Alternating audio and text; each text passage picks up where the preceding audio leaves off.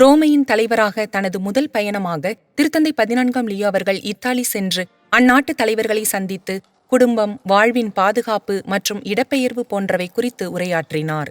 இத்தாலியானது வத்திக்கானுக்கான நாணயங்களை அச்சடிப்பது மற்றும் திருத்தந்தையின் பயணங்களுக்கு விமானங்களை வழங்குவது போன்ற பணிகளில் ஈடுபடுவதால் இரு நாடுகளுக்கும் இடையிலான நல்லுறவை வலுப்படுத்தும் முக்கிய நோக்கமாக இப்பயணம் அமைந்தது. திருத்தந்தையை வரவேற்பதற்காக இத்தாலிய ஜனாதிபதி மாளிகை சிறப்பாக அலங்கரிக்கப்பட்டிருந்தது. இரு தலைவர்களும் சுமார் அரை மணி நேரம் கலந்துரையாடினர்.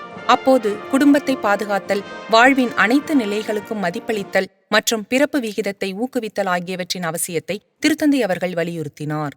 இந்த சூழலில் கருத்தரிப்பது முதல் முதுமை மற்றும் இறப்பின் தருணம் வரை வாழ்வின் அனைத்து நிலைகளிலும் வாழ்க்கைக்கு மதிப்பளித்து பாதுகாப்பதன் அடிப்படையை அனைத்து மட்டங்களிலும் வலியுறுத்துவது முக்கியம்.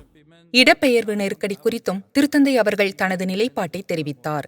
திறந்த மனப்பான்மையுடன் குடியேறுபவர்களை ஏற்றுக்கொள்வதோடு அவர்கள் இத்தாலிய சமூகத்தின் மதிப்புகள் மற்றும் பாரம்பரியங்களுடன் ஆக்கப்பூர்வமாக ஒருங்கிணைவதன் முக்கியத்துவத்தையும் அவர் வலியுறுத்தினார்.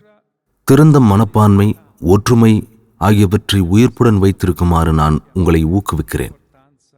அதே நேரத்தில் இங்கே வருபவர்கள் இத்தாலிய சமூகத்தின் மதிப்புகள் மற்றும் பாரம்பரியங்களில் ஒருங்கிணைவதன் முக்கியத்துவத்தையும் நான் வலியுறுத்த விரும்புகிறேன். மேலும் தற்போதைய சர்வதேச நிகழ்வுகள் குறித்தும் இரு தலைவர்களும் விவாதித்தனர்.